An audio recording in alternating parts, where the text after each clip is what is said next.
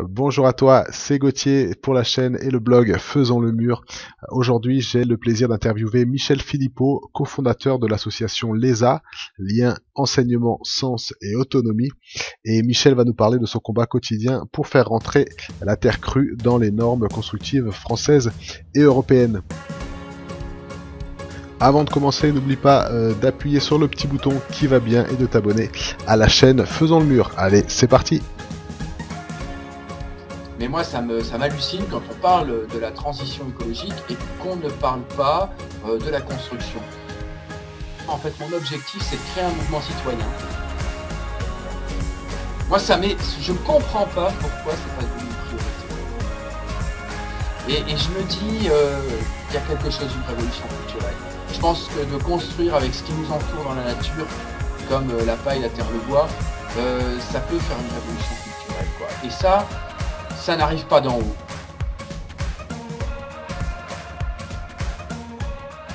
Alors, bonjour, bonsoir à toi, bienvenue sur la chaîne Faisons le mur.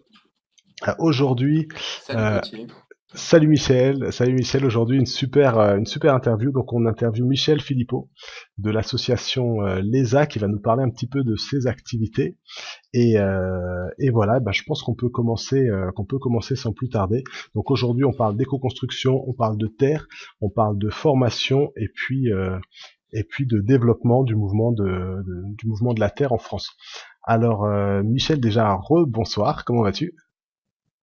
Ben, ça va bien, voilà. Nickel. Donc merci d'avoir accepté cette interview et de me Merci à toi. partager un petit peu de ton temps.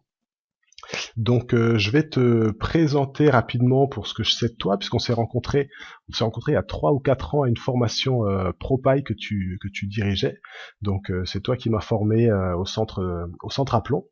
Et et voilà, donc on a pu discuter, échanger un petit peu à ce moment-là. Alors, tu as créé l'association LESA en 2007, je crois, après être arrivé de Belgique avec ta femme. Et si tu es basé à Andrôme, à Éour. Donc c'est bien ça, je me trompe pas? Et Our, c'est juste les Hautes-Alpes. Mais c'est juste à la Pardon. frontière de la Drôme. Bah voilà, autant pour moi, autant pour moi. Et, et voilà, et puis moi ce que j'aurais aimé savoir un petit peu c'est l'ESA depuis le début jusqu'à aujourd'hui, comment ça a commencé et comment ça a évolué. Alors, d'abord, pour moi, les A, au départ, elle a une histoire avant. En gros, j'habitais à côté de la plus grosse cimenterie d'Europe. Moi, je ne sais pas si tu te souviens de ce que j'avais un petit peu évoqué Oui, lors de la formation. oui, oui. Et je me suis interrogé au fait de brûler des déchets toxiques en cimenterie. Aujourd'hui, on brûle des déchets pour faire du ciment.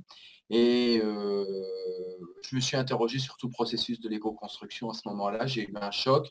Tout simplement, moi, j'étais autonome en légumes. J'étais très centré sur une revendication par rapport à la société de consommation, une réflexion globale.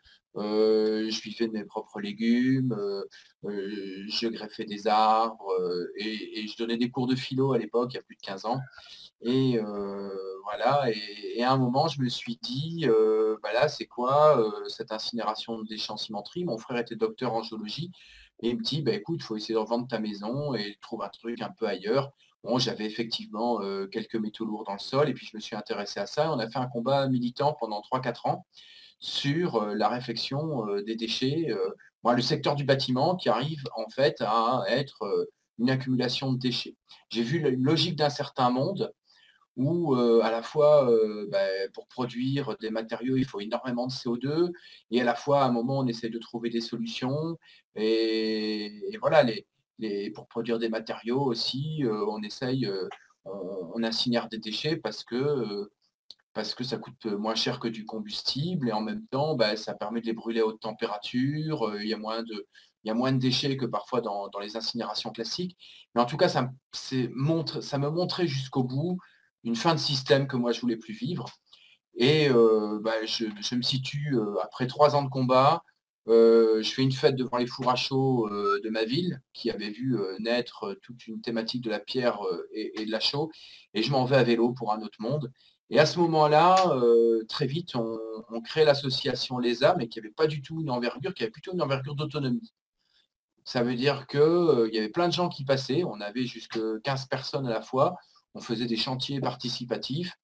Et je me souviens qu'on a construit une maison pour 500 € avec du bois, de la terre, de la paille. Et c'était l'objectif, pas du tout d'une formation professionnelle, mais de faire un pas de côté vers un autre monde. Et on apprenait en même temps à greffer, à cultiver. Et c'était quelque chose avec complètement dans l'autonomie, avec un pas de côté. Ça n'avait pas du tout l'histoire qu'a connue l'ESA par la suite. Ok. Et comment on passe de donner des cours de philo à construire des maisons? Parce que toi, t'étais pas dans le bâtiment à la base, si je me trompe pas. Non, j'étais pas dans le bâtiment au tout début, ouais, tout à fait. Ok. Bah, d'abord, j'ai restauré ma maison, qui était à côté de la cimenterie. J'en ai fait 500 mètres carrés habitables, donc très vite, j'avais envie de faire quelque chose, quoi. De mes mains, j'ai commencé à là-bas, quand j'étais encore en Belgique, bah, j'ai restauré, j'ai travaillé, et puis ça a commencé à me passionner. Puis après ça, quand je suis arrivé ici, j'ai construit 2 autres maisons.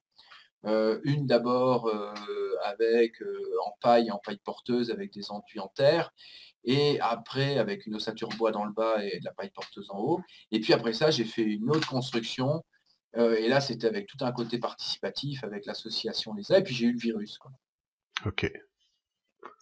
Ok. Ok. Et donc ça, pour resituer, on est en 2007 là, hein, le tout début. Alors, bah, mon combat contre la cimenterie commence en 2003, 2002, et en 2007, je quitte.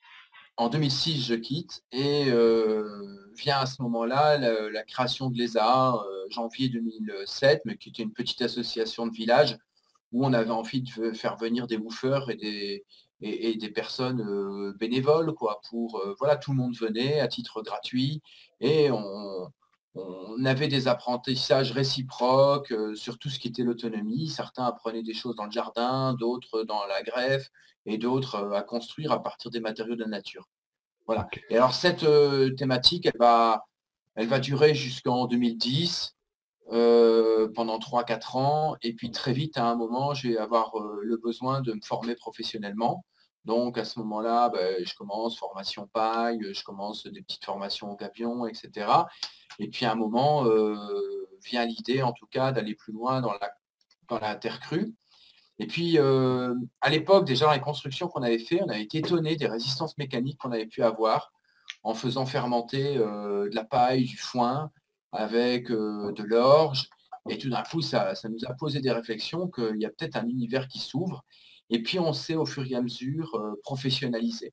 En gros, quelques années plus tard, l'ESA a eu 4 axes. Un axe de recherche scientifique pour vraiment améliorer les résistances à l'eau de la terre crue, les résistances mécaniques, et tout ça avec en base des recherches de cratères sur les polymères de sucre, sur tout ce qui était fait historiquement partout dans toutes les régions du monde. Et puis on s'est rendu compte que telle recette, ça marchait avec telle argile, ça ne marchait pas avec telle autre argile. Et donc on a voulu être de plus en plus loin dans les recherches scientifiques. Et on a eu des subventions, et après ça, on a travaillé avec des récupérations des bouts de lavage de carrière, et à chaque fois qu'on a essayé de qualifier pour voir un peu quelle recette marchait, quelle recette marchait pas. Ça, c'était le premier axe. Et donc, on est parti, on est passé de l'autonomie à vraiment quelque chose de plus professionnel aussi. Les formations, on a voulu vraiment en vivre. Et donc, on a d'abord fait des formations courtes, et puis ça, on voulait vraiment développer des formations longues sur la terre crue pour des maçons. Et donc, on a essayé de voir un peu tout ce qui avait été fait dans le travail d'Aster, dans voilà, tout ce qui avait été fait dans les rencontres européennes sur la terre crue. Et on a vraiment voulu démarrer tout ça. À la même époque, j'ai travaillé au guide de bonne pratique. Voilà, donc c'était vraiment avoir une assise professionnelle, donc recherche scientifique, avoir une assise professionnelle par les règles de la formation, et puis réfléchir à du développement d'abord territorial. Donc parce qu'on a essayé de mettre ensemble des agriculteurs au niveau local, avec des gens qui travaillent sur la balle d'épeautre, et avec, on a été voir les carriers en leur disant, vous jetez de la terre là sans arrêt, et nous on va essayer d'en faire un débouché. Donc moi je voulais, dès l'époque de l'autonomie, je voulais casser les prix de la terre. Soit que les gens ils faisaient en autoconstruction, et si jamais c'était fait par des professionnels, comment on arrive à baisser les coûts, ne pas faire une terre en sac qu'on doit. Donc moi je suis parti sur des grosses cuves de 1000 litres. Et on a commencé, et comme c'était un déchet, comment on l'amende et comment on en fait un produit un produit qui utilise des déchets agricoles, des sains déchets, hein, si on veut, puisque Oui, c'est des déchets complètement propres. Comment on utilise ce qui n'est pas utilisé dans le bâtiment et pour essayer d'en faire quelque chose. Et puis après ça, on a eu notre quatrième axe, c'est de se dire, bah, il faut faire du lobbying, contacter des gens, etc. Alors les premiers lobbying, c'était on faisait des animations pédagogiques dans des foires, des animations pédagogiques auprès d'enfants. Et puis très vite, on a été TV, radio, chaîne YouTube et tout ça. Et puis, c'est de fil en aiguille parce que, par exemple, notre formation professionnelle, et encore aujourd'hui, on n'a toujours pas de financement de la région par rapport à cette formation longue. Et à ce moment-là, on s'est dit, il faut absolument qu'on tape aux candidats à la présidentielle parce que nous, ce qu'on voulait vraiment, c'est développer en gros 2 filières. Nous, on veut travailler essentiellement avec 3 filières. La filière bois, la filière paille, mais pour ça, il faut la développer. Aujourd'hui, il y a 1500, 3000 maisons en paille, on ne sait pas exactement, peut-être 5000, mais en tout cas, on est minoritaire par rapport aux 500 000 bâtiments par an. Et comment on va essayer de la développer et comment on va essayer de développer une filière terre crue. Et c'était l'objectif de la recherche scientifique, des formations, des règles pro, du développement territorial et du lobbying. Et ok. donc, on a interpellé tous les candidats à la présidentielle par rapport à tous ces sujets-là. Voilà, vas-y, hein, Ouais. pose une question. Donc, ouais, voilà. Donc, l'arrivée de la présidentielle, c'est pas simplement une aubaine, mais c'est une chance que vous avez réussi à saisir pour vous mettre en contact avec les candidats à la présidence et essayer de faire développer la filière. Alors, est-ce que ça a marché aussi bien que vous l'espériez? Comment ça a fonctionné? Bah, tout simplement, il y a plein de candidats où on n'a jamais eu de réponse. Ok. Donc on a envoyé des mots. Alors après, on n'était peut-être pas à la bonne adresse, hein, c'est toujours compliqué, hein, parce que, si tu téléphones ou si tu écris au président lui-même, ça passe derrière une pile, de celui qui est candidat à la présidentielle, ça peut passer derrière une pile. Donc il faut essayer de cerner des collaborateurs, d'essayer, il y a plein de petites étapes intermédiaires pour qu'on puisse en parler, quoi. Et en gros, on a eu 2 contacts un peu plus approfondis, avec, Europe Écologie Les Verts où bah, il y a eu quelques retours, mais ils étaient en pleine, en fait, les pauvres, ils étaient en pleine après, voilà, quand ils ont commencé à répondre, ils étaient en pleine fusion avec le mouvement de Benoît Hamon, ils étaient en plein de trucs, et si ils n'étaient pas tellement sur les programmes, ils étaient dans plein de choses, et donc, en fait, ils n'avaient pas le temps vraiment de s'occuper de ça, ils étaient en pleine tractation politicienne, quoi, voilà, par rapport à tout ça. Et puis, bah, nous, on a eu, par contre, voilà, vraiment un retour intéressant de la France insoumise, mais qui a été par palier. C'est-à-dire que d'abord, on a été reçus, on a été invités à écrire, à donner des choses sur le livret logement, puisqu'ils avaient comme objectif de faire 200 000 logements. Et leur objectif a été très vite de travailler ces logements avec comme priorité la paille, la terre, le bois. Et on a travaillé sur les livrets planification écologique parce qu'ils étaient intéressés, surtout parce que la terre, on a une ressource perpétuelle, et la paille, avec 5% de la paille, eh bien, on fait toute la construction en France. Avec 5 à 10%, on peut faire 500 000 logements par an. Et donc, bah, c'était 2 choses, l'inépuisabilité de la filière et l'autre côté, l'aspect non délocalisable. C'est ce qui les intéressait. Et de là, ben, on a rencontré et puis d'étape en étape, ils m'ont invité à une foire et puis ils m'ont invité à Paris. Et après ça, bah, j'ai fait, la revue de la semaine numéro 19 avec Jean-Luc Mélenchon. Après ça, on a fait une conférence et puis bon, bah, là, les contacts continuent puisque, en gros, leur objectif, c'est de maintenant avoir un retour beaucoup plus sérieux par rapport à tout ça. Et leur objectif, en fait, c'est de faire des interviews de plus de 100 personnes, des filières dites, pour faire un livre pour les élus et pour faire une brochure diffusée tout public comme combat qu'ils veulent intégrer. Ok. Et aussi, ils m'ont offert la possibilité de former des élus, mais hors de la France insoumise. Et ça, c'était chouette parce que, avec le formateur des collectivités, qui est un truc de formation, mais on a des élus hors de, voilà, qui peuvent être de différentes obédiences et qui peuvent être pas du tout de ces obédiences-là politiques. Et donc, ils organisent des formations pour que, en fait, les élus, ils sachent comment faire quand ils veulent faire des bâtiments publics en paille et en terre crue, quoi. Ok, ok, ok. Et du coup, alors là, ça vous amène ça va t'amener directement ou plus ou moins directement à contacter une centaine d'acteurs de la filière pour participer à l'écriture de cet C'est ce qui ouvrage. va se passer maintenant. Ouais, ouais. Ok. Et comment est-ce que, enfin, les réseaux de terre crue en France, est-ce que tu les connais déjà? Vous êtes déjà côtoyés? Enfin, j'imagine que c'est quand même un petit monde. Alors, oui, c'est un petit monde et à la fois ça voilà, alors moi ce que je précise tout à fait par rapport à ce que je dis, c'est que, moi là pour le moment, j'avais pas du tout une étiquette, politique. Je sais pas du tout comment je vais suivre par rapport, au reste parce que là, c'était complètement comme indépendant et là, en fait, les réseaux de terre crue, bah, j'ai appris à les connaître par l'équipe de bonne pratique parce qu'on se rencontrait tous au ministère de l'environnement, Pour les règles pour le professionnelles, PIB, hein, il y si avait j'ai bien Terra, compris. voilà, pour les règles professionnelles, voilà.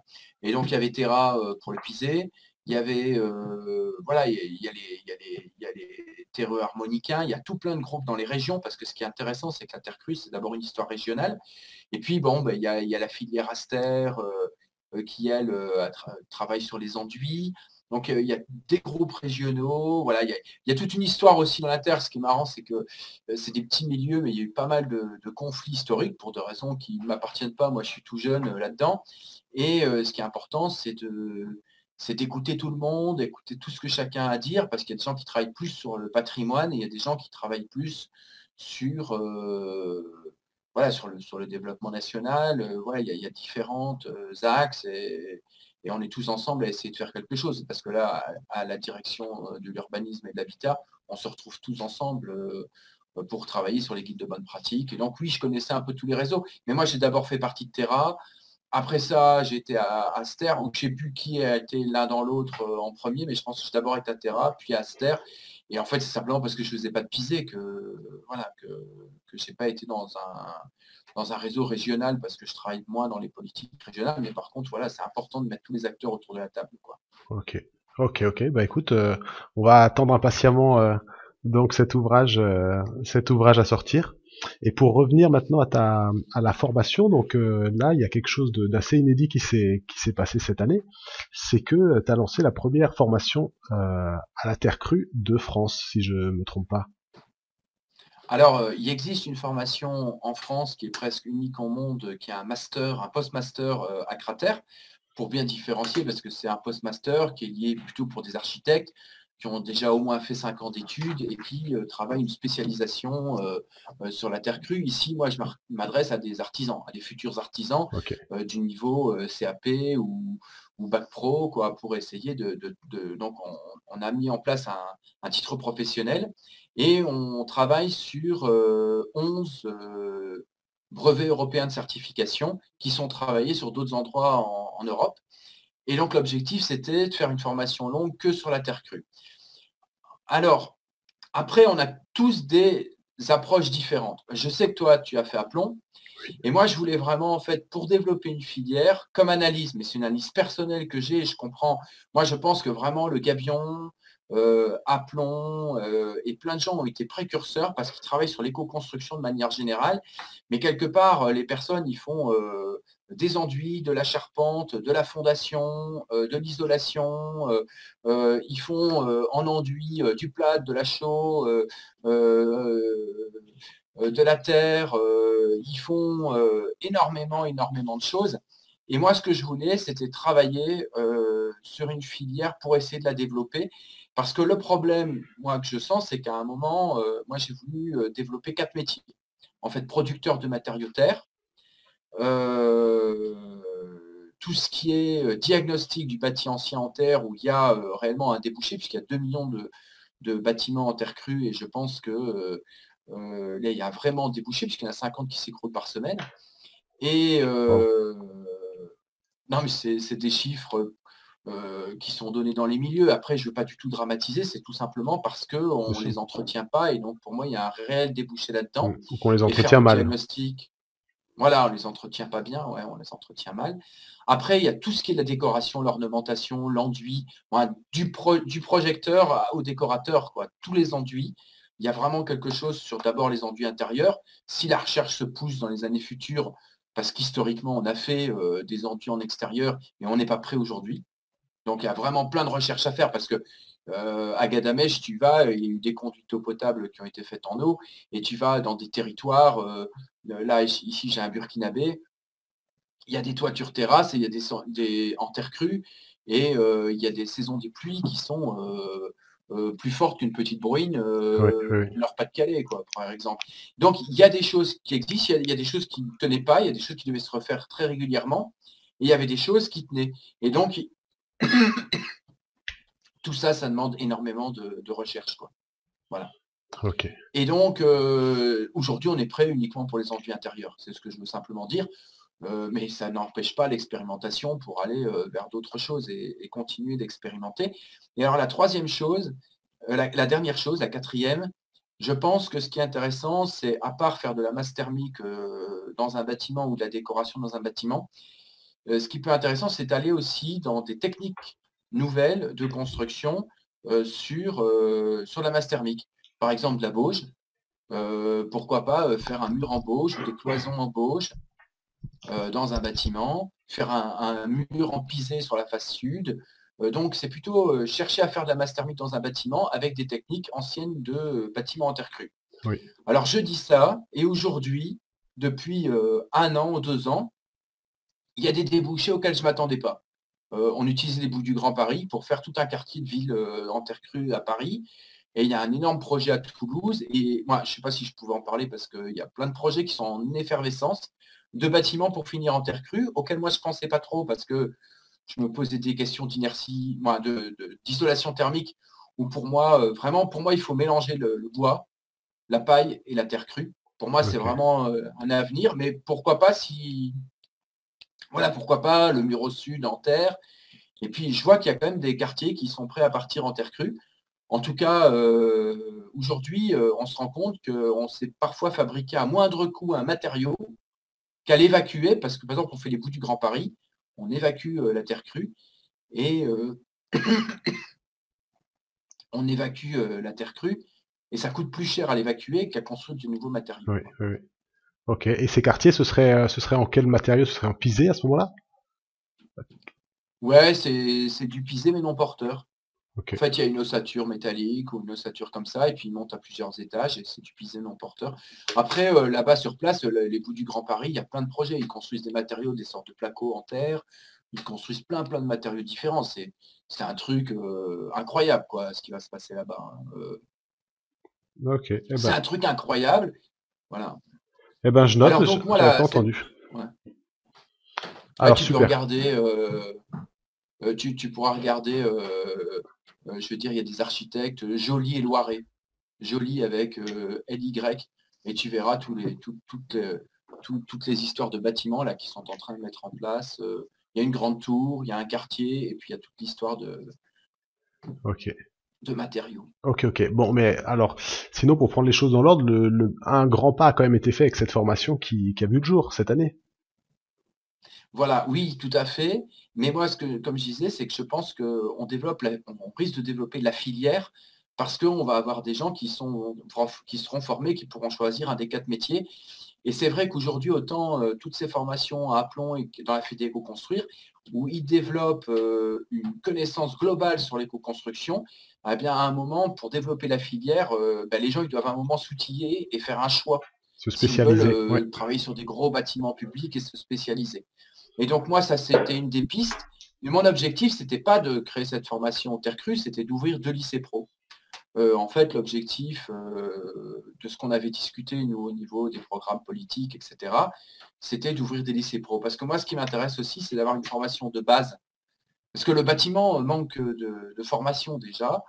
Et pour moi, c'est important de faire des formations après pour des gens qui se réorientent, mais c'est aussi intéressant de former des gens à la base. Et ça, c'est vraiment pour moi un objectif. Travailler avec d'abord ici, moi j'aimerais bien la faire avec le Greta la fois prochaine.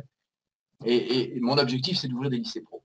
Ok, ok, ok. Parce que et là, pour trouver les formateurs, alors pour trouver la structure, donc si c'est le Greta, ce serait super.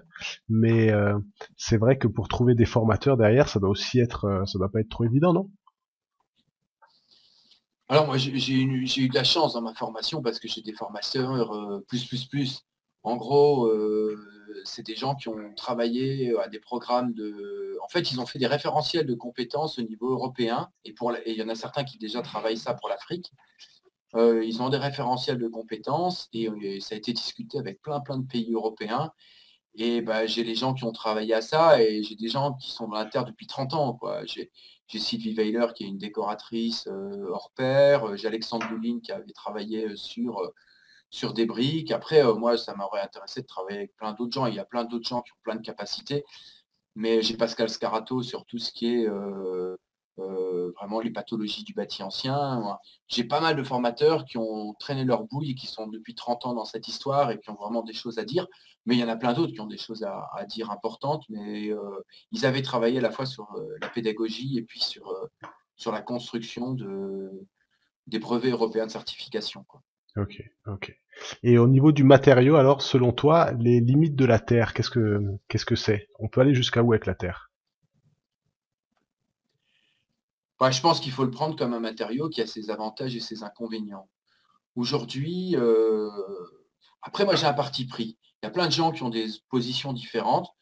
Moi je sais qu'historiquement, la terre, dans plein d'endroits, dès qu'on l'employait à l'extérieur ou dès qu'on commençait à la travailler, on travaillait avec un peu de bouse de vache, avec des choses historiquement qui faisaient qu'on améliorait la résistance mécanique. Mais ça, c'est un parti pris parce qu'il y a des gens qui veulent vraiment travailler avec la terre et de l'eau, point à la ligne, et ça marche pour des enduits intérieurs, mais bon, à la fois qui resteront parfois un peu fragiles au coup, quoi. Moi, je voulais vraiment faire un matériau. Là, ici, globalement, on va travailler avec... c'est un projet qui est en place d'une personne qui veut faire des maisons préfabriquées modulaires. Il veut faire des sortes de gros Lego de 2,40 m sur 2,40 m avec du bois, de la terre et de la paille. Et on travaille avec des enduits qui sont polymérisés des deux côtés. Et après, en finition, on pourra mettre une finition de couleur à l'intérieur et à l'extérieur, de la chaux ou du bardage aujourd'hui, peut-être si les recherches scientifiques avancent, pourquoi pas de la Terre dans 10 ans, hein, 20 ans, je ne sais pas. Mais moi, je pense que vraiment, ce jeu entre les trois matériaux, ça peut être passionnant. Alors, j'ai pas répondu à tes questions, j'ai dévié comme d'habitude. Non, il y a aucun souci, il y a aucun souci. Non, non, mais en parlant de la polymérisation, c'est bien, c'est repousser une des limites du matériau Terre. Donc Ah c'était oui, la c'est ça. question. Et c'est bien, bah, du coup. Alors, pour moi, les limites de la Terre, c'est que bah, c'est ta bonne inertie thermique. Mais bon, voilà, c'est pas un isolant, quoi. Donc, pour moi, il faut essayer de travailler à des complexes. Après, de la masse thermique, moi, je trouve que ce qui manque aujourd'hui dans un bâtiment en paille, c'est de la masse thermique. Et pour moi, faire par exemple un bâtiment en paille avec à l'intérieur du bois ou du placo, c'est une aberration. Hmm. Et donc pour moi, il faut vraiment de la masse thermique. Et la masse thermique, si on peut travailler avec de la terre, c'est quelque chose de génial parce que c'est renouvelable. Et puis voilà, il y a vraiment moyen. Et puis on peut travailler sur toutes les couleurs possibles et imaginables. Voilà, et ça donne une pluralité de choses à faire. Et la masse thermique dans un bâtiment en paille ou dans un bâtiment avec une isolation, bah, c'est hyper intéressant et là, la Terre a vraiment un rôle. Après, voilà, la Terre aujourd'hui, il ne faut pas lui donner des rôles où on n'est pas capable. Aujourd'hui, il y a des choses qu'on ne maîtrise pas et il ne faut pas être. C'est intéressant des gens qui font des expérimentations, mais il faut qu'ils sachent que bah, voilà, ils le font pour eux. On essaye, il y a des recherches qui doivent avancer. Ben, notre gros problème, c'est pour ça que j'étais vers le monde politique à un moment, c'est qu'il faut une volonté politique, il faut de l'argent. Il nous faut de l'argent pour faire des guides de bonne pratique et aller au-delà, pour faire une DTU et pour faire des règles pro, une DTU. Il nous faut de l'argent pour faire de la recherche scientifique pointue. Il nous faut de l'argent pour mettre en place des lycées pro. Et il faut une volonté politique. Alors on me dirait pourquoi? Ben, c'est 40% du bilan carbone qui est utilisé dans la construction aujourd'hui. 40%, ça veut dire qu'on lutte réellement contre le réchauffement climatique. C'est le plus gros levier qui existe si on travaille sur construire autrement. Le Et levier pour du moi, bâtiment. voilà, quand on travaille avec du bois, quand on travaille avec de la paille, on est en CO2 positif. Quand on travaille avec de la terre crue, on est en CO2 neutre. Et puis, c'est des bâtiments, comme je disais, qui sont des matériaux qui sont très difficilement délocalisables, sauf pour le bois. C'est pour ça que le bois, le bois peut être délocalisable. Et puis, la main-d'œuvre, elle est à former localement, parce que demain, c'est important de ne pas travailler avec des travailleurs détachés ou des choses. Voilà, c'est important pour moi d'avoir un enjeu là derrière. Et cette transition écologique, comme elle a énormément d'intensité sociale, elle pourrait être pour des bâtiments qui ne seraient pas plus chers. On pourrait véritablement avoir des gens plus de personnes à travailler, donc on diminue le chômage. Et en même temps, c'est le meilleur levier contre le réchauffement climatique. Alors, il y a le transport, il y a plein de trucs à réfléchir. Mais moi, ça m'hallucine quand on parle de la transition écologique et qu'on ne parle pas de la construction. Mais il y a deux aspects dans la construction. Aujourd'hui, quand on parle de construction, on parle d'isolation. Et pour moi, on a tout à fait raison, parce que il faut voir toute la filière du matériau. Il faut voir qu'est-ce que coûte un matériau en CO2, qu'est-ce qu'il va produire en CO2, qu'est-ce qu'il va consommer, qu'est-ce qu'il va produire. Comment, par exemple, on va le chauffer. Par exemple, il faut plus d'une tonne De il combustible? faut plus d'une tonne de combustible pour faire une tonne de ciment, quoi. Beaucoup plus. Euh, et donc, pour le chauffer, pour le fabriquer, par exemple le polyuréthane ou des choses comme ça, il faut les chauffer, il faut les travailler, et donc ça consomme de l'énergie. Après ça, ce qui est important, c'est que le bâtiment, on utilise le moins possible de combustible durant toute sa vie. Donc, si on a un bâtiment qui est isolé, et toi, tu connais ça de l'intérieur. Oui. Tu peux aller quand c'est du bois, on le voit ce qu'on consomme, et tu peux aller du fioul à gogo ou de 20 stères de bois sur un hiver, comme tu peux quasi avoir des bâtiments passifs. Et donc, ils ne vont plus utiliser de combustible durant leur vie. Et puis enfin, on a des bâtiments qui, quand on les finit, on ne doit même pas les mettre en décharge. Enfin, si, on les met en décharge, mais je veux dire, ils compostent. C'est du compost. On retravaille la terre crue, même si elle a été polymérisée historiquement avec des polymères de sucre, ce qui était vraiment intéressant, c'est que quand on arrive à un certain degré stabilisé, ça ne bouge plus. Et puis si on continue le processus de polymérisation et qu'on le remet dehors parce qu'on le laisse pourrir, à un moment, ça va continuer à pourrir. Et donc la paille, la terre, le bois, voilà, il n'y a aucun danger. Soit on le réutilise, soit, je veux dire, il repart à la nature. Et 40% du bilan carbone, moi, je ne comprends pas pourquoi ce n'est pas devenu une priorité. Ouais. Je ne comprends pas pourquoi ce n'est pas une priorité. Et moi, parfois, aujourd'hui, quand on parle du réchauffement climatique et ce qu'on veut y faire, etc., ça me fait parfois rire quand on parle jamais de ça. Alors aujourd'hui, le bâtiment, on n'en parle quasi pas, à dire que c'est 40% du bilan carbone. Et donc, c'est-à-dire le bilan carbone, moi je ne parle pas de la production du CO2 pour produire les matériaux uniquement. Je parle de l'entièreté de la vie d'un bâtiment, c'est 40%. Donc, ce qu'il faut Oui. pour le chauffer, pour le mettre en décharge, pour le produire. Et donc, ce qui est vraiment pour moi important, c'est comment c'est énorme. Si on change ça, on pète tous les accords de climat, on Ouais. est 1000 fois supérieur, on commencera à construire comme ça. On est au-delà de toutes les espérances. On peut atteindre les 2 degrés si on va vite, hein. Ouais, Je ouais, dis là, ça, c'est voilà. sûr. C'est sûr, c'est sûr. Parce que, mais après, alors, une construction en terre, est-ce que je vois que la plupart des constructions qui se font en ce moment, c'est plutôt des tours, c'est plutôt des immeubles. Donc, on va dire des techniques de construction en terre qui montent à plusieurs étages, ça se fait facilement, ça se maîtrise, ça déjà? Bon alors, c'est toujours compliqué parce que vous allez à Chimbam, tu vas à Chimbam, dans la Manhattan du désert, comme on appelle, Ouais, au Yémen, tu as des bâtiments qui font ouais. 60 mètres. Donc, et qui ont 1000 ans, quoi. Je veux dire, je ne sais pas exactement, parce que je ne suis pas spécialiste historique des bâtiments, mais c'est des bâtiments Oui, oui, voilà, ancestraux, quoi. qui sont ancestraux, quoi, hein, tu vois, ils n'ont pas 50 ans, quoi, tu vois, hein. C'était à une époque où on ne construisait pas des... Et donc, déjà, il y a un historique. Alors, aujourd'hui, qu'est-ce qu'on fait avec ça? Ici, la tour là, qu'ils veulent faire à Paris, je pense qu'elle fait 12 étages. Mais cette tour de 12 étages, elle n'est pas en structure porteuse. Mais tu sais, si on met de la terre crue, parce qu'aujourd'hui, ça ne rentre pas dans les DTU, et qu'on a une ossature métallique qui tient le tout, moi, je ne suis pas contre, quoi, tu vois. Ouais.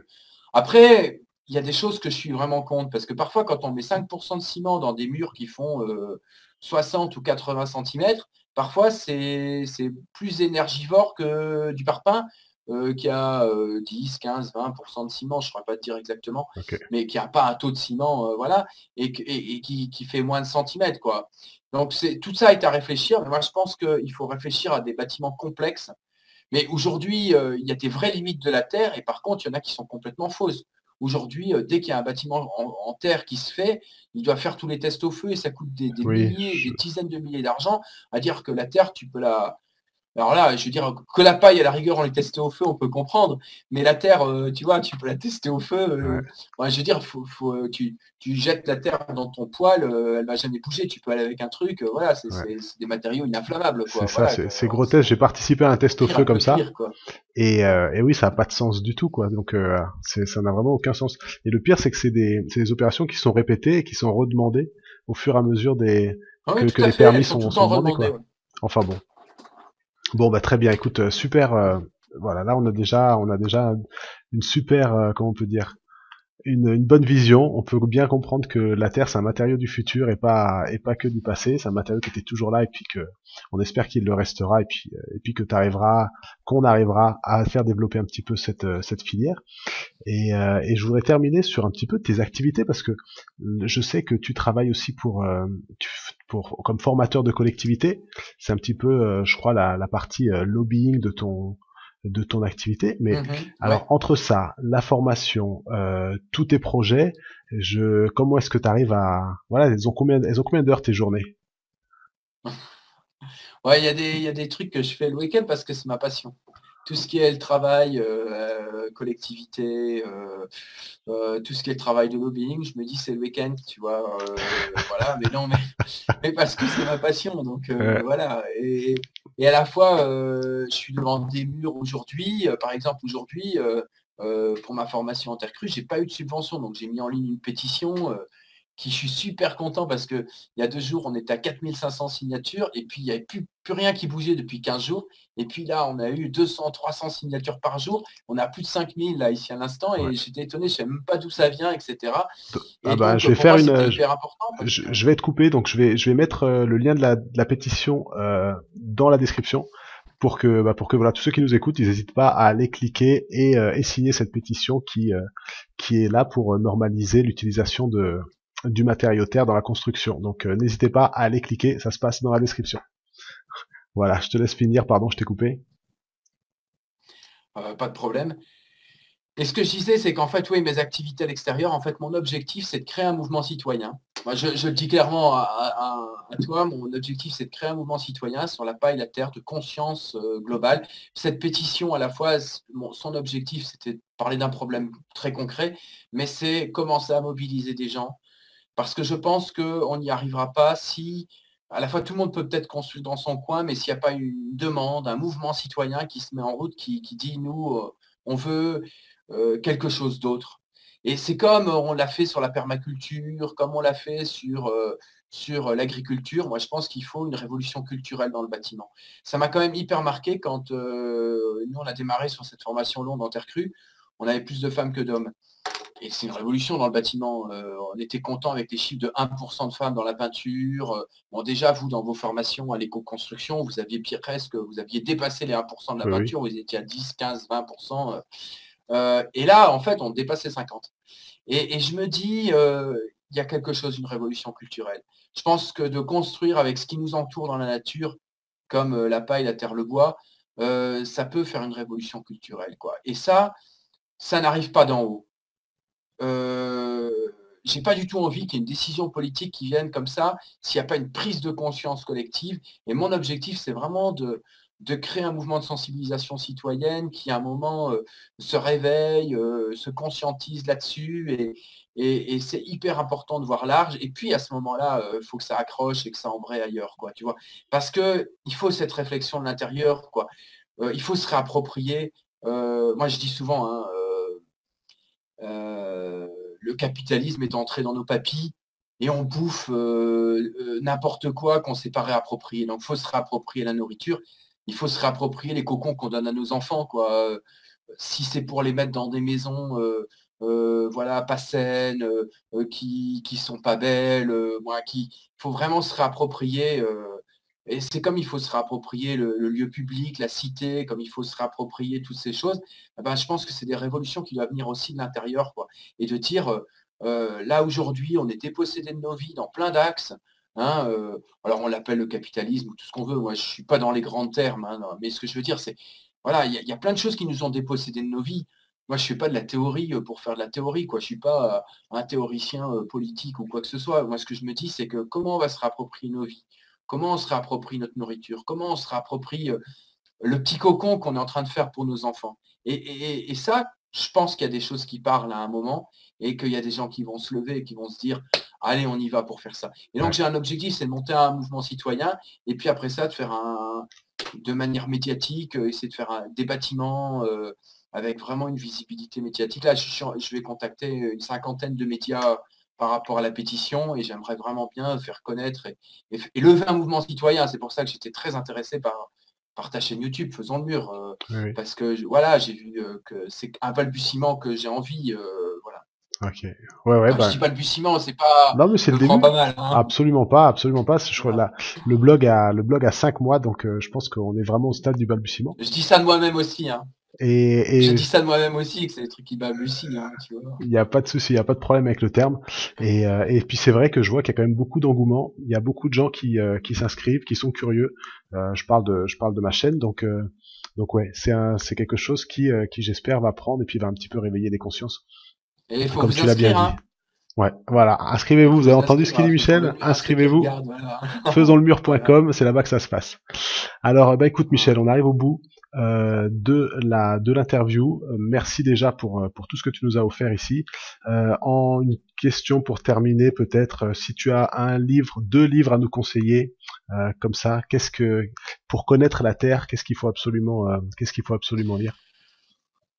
Alors moi j'en ai 2, c'est Bâtir en terre, Ouais, bâtir en terre de de Romain Anger et Laetitia Fontaine. Fontaine, ouais. Et moi j'aime beaucoup celui sur les polymères là qui vient de sortir, avec toutes les recettes et cetera. Et puis je suis super content parce qu'ils l'ont mis en ligne, gratuitement aussi, j'ai vu qu'on pouvait le trouver. Alors je sais pas si c'est eux qui l'ont mis en ligne, mais en tout cas il est trouvable sur tout ce qui est les recettes à travers tout le monde. C'est Ok. la suite de leur thèse de doctorat sur Pater Plus. Eh bien, alors le titre, je l'ai plus, mais je suppose que tu vas le trouver. Je vais, Tu vois lequel? je vais trouver ça. Non, je le connais pas. Mais je suis. Ah ouais, ouais, ouais. t'as- Ouais, je te le donne tout de suite. Là, j'ai pas le titre, je l'ai pas devant moi, tu vois, j'ai Ok. pas une mémoire. Il n'y a aucun C'est souci. aussi Romain Anger, Laetitia Fontaine, C'est et il y a aussi eux. peut-être une troisième personne. Ok. Et donc, c'est surtout les recettes à travers le monde de polymérisation et de voilà comment les gens ont travaillé voilà, avec des cires, avec des voilà, pour que la terre tienne depuis des millénaires, quoi. Ouais. Alors je rappelle pour tous ceux qui sont peut-être pas familiers avec le terme polymérisation, c'est la Ouais. polymérisation, c'est changer les molécules d'une manière naturelle en ajoutant souvent par un mode de fermentation. Hein, tu me corrigeras si je me trompe. Changer les molécules de la terre pour qu'elles deviennent plus résistantes à l'érosion en Alors général. c'est pas spécialement ça. Ouais, en fait, on travaille un polymère, c'est une sorte de colle, en fait. Mhm. C'est des colles qui se mettent entre les paillettes d'argile et qui remplacent l'eau qui était une colle Ok. d'adhésion. Et donc, c'est des polymères. Par exemple, ici, c'est des polymères de sucre, c'est des bactéries qui mangent en fait la cellulose qu'il y a dans le foin, par exemple, la lignine qu'il y a dans la paille, et qui en font des chaînes de sucre. On appelle des polymères de sucre. Et en fait, les petites plaquettes d'argile viennent par succion se coller à ces polymères, à ces chaînes de sucre, et sont indécollables avec ça. Ok. Bon, elles sont beaucoup plus difficilement décollables, mais c'était le rôle qu'avait la vapeur d'eau et l'eau, quoi, hein, je veux Oui, dire. oui, oui. Et tandis que là, il est renforcé parce que il y a pas que l'eau, quoi. Il y a en plus ça. Ok. Eh ben nickel. Eh ben fantastique. J'en profite aussi pour dire que ceux qui sont intéressés par connaître un petit peu mieux le patrimoine en terre crue de France, j'ai écrit un petit guide, un petit fascicule qui est Ouais, je l'ai vu, téléchargeable ouais. que je vais mettre dans la description. Donc voilà, ce sera déjà une bonne introduction au sujet. Et puis Michel, eh ben écoute, je te remercie encore une fois pour cette interview. Et voilà, s'il y a quelque chose une question que j'ai oublié de te poser ou s'il y a une si tu veux parler de quelque chose encore avant qu'on se Non, quitte, c'est on a fait le tour. moi, je suis super content de tout ce que tu mets en place et parce que je pense que ça arrive à un bon moment, quoi. Ok. Eh ben, je l'espère en tout cas. Alors, bah, écoute, je t'embrasse et puis voilà, passe un bon week-end. Moi aussi. Et voilà, je vais monter la vidéo très vite. Et à bientôt sur faisonslemur.com. Ciao, ciao.